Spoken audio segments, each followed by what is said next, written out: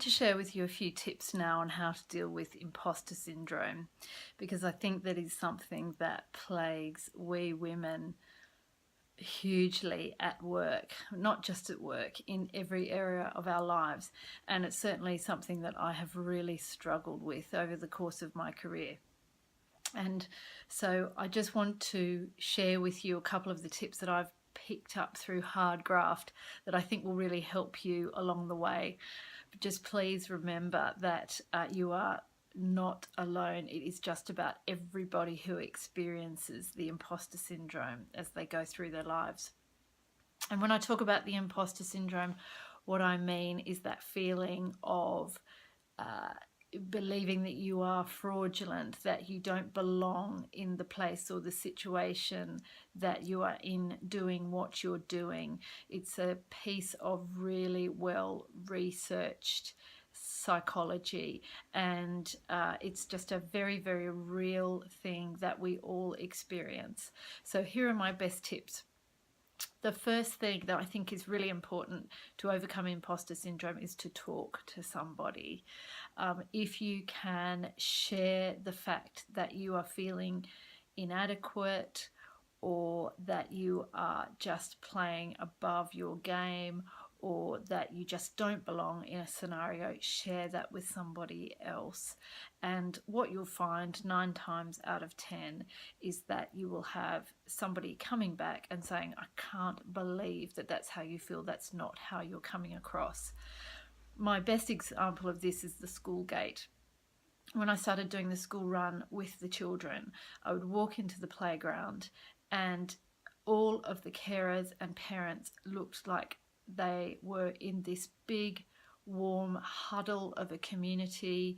They were all comfortable with each other. They were all organized. They were all completely in control of what was going on.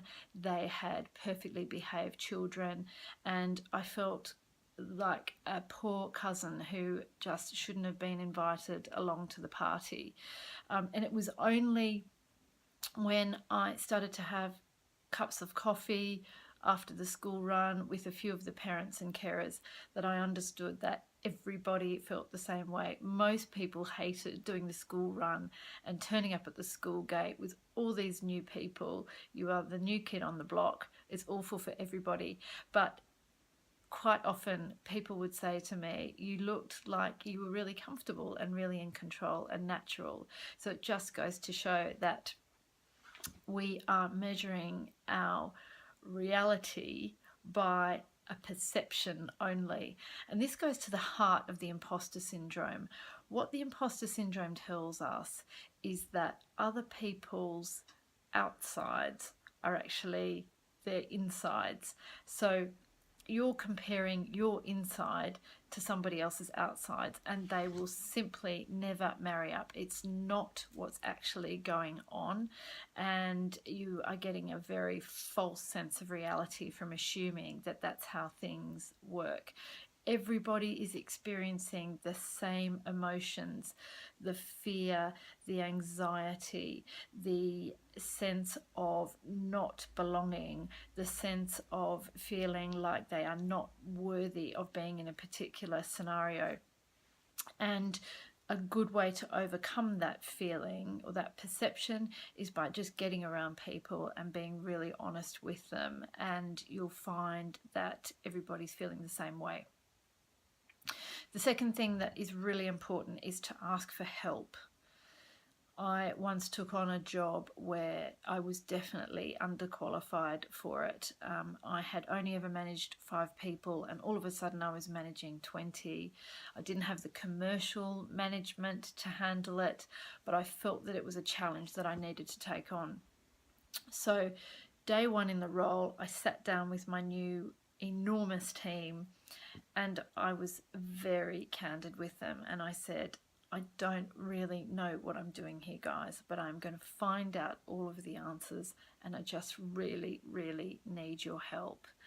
And it turned out to be a really powerful statement. I didn't realize, but I ran into one of the team members from that time the other day, and she's now a really accomplished florist. She is regularly featured in House and Garden, and she said to me, you know, Laura, when you said that, everybody was completely disarmed and wanted to get alongside you and support you, which is exactly what you want in your team. And she said, you've got no idea how many times I've used that phrase over the years, and it's really helped me with my staff. So do ask for help. It disarms people. It just invokes something in them that wants to help. It allows them to feel like experts as well. Ask for assistance. The third thing to do, only if you feel comfortable, is this concept of faking it to make it. And I think that works to a degree. I don't think it works at the point where you are starting to feel inauthentic, or like you are selling out, or like you are just not meant to be where you are.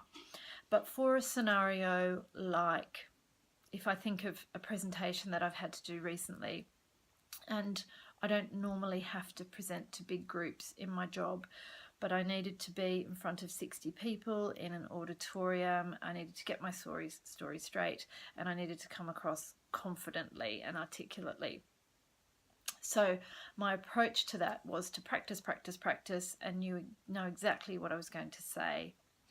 And then I enlisted the help of a friend who is an acting coach, and she gave me some tips for how to physically hold myself so that I pretended that I was confident. And somehow I managed to pull it off. I pretended that I was loving what I was doing. I pretended that I was really confident. I had some tools in my physicality that I used, but it was a really good example of just pretending in a situation to look like you are completely confident and at ease, and somehow I managed to pull it off. The fourth thing that I need to be careful when I counsel you on this, because I'm still no past master at it, and that is stopping the crippling over analysis. Stop overthinking the situation and wondering why you are where you are, or how soon you're going to get found out. We so quickly go to this place of catastrophizing in our mind and making things much bigger and more serious and more complex and unrealistic in our minds. And I'm really guilty of that. And I have really made great strides, I think, over the last couple of years in really watching my thoughts as they're happening and trying to crystallize my fears in front of me, really break them down and think about what it is that's plaguing me, that I am generalizing in my brain, just trying to simplify it down and cutting it off at the chase, seeing it as a thought and not an actual thing or experience that I'm having, and moving on. The more you can simplify your thoughts and focus on other things, the more effective you will be, for sure. And the final thing for me is to believe in yourself. And if that sounds cliched, I don't mean it to be. What I'm saying here is that it is crucial to go back through your body of work, your achievements, your accomplishments, and bring all of those feelings that you had of success into your current experience. It is really, really a powerful tool in allowing you to feel the confidence that you should feel in a situation. It is more than reasonable, if you've had success in an area before, that you'll be able to replicate it again. And so when you have those fraudulent feelings creeping up, just stop them dead in their tracks and go back to that time when you've accomplished a great thing, you've achieved something amazing. There's no reason why you can't do it again. So just to recap, I think it's so important to ask people for help when you're feeling a little bit fraudulent or out of your depth. I think it's can be useful to fake it, to make it, as long as you are not compromising your own values and you don't feel inauthentic. Definitely talk through the issue with somebody around you and get their perception of what is going on, because that is probably going to be closer to reality than what's going on in your own head.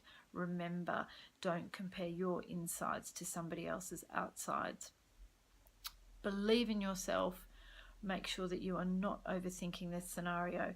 And if you utilize all of those tools, you will come a long way towards beating imposter syndrome.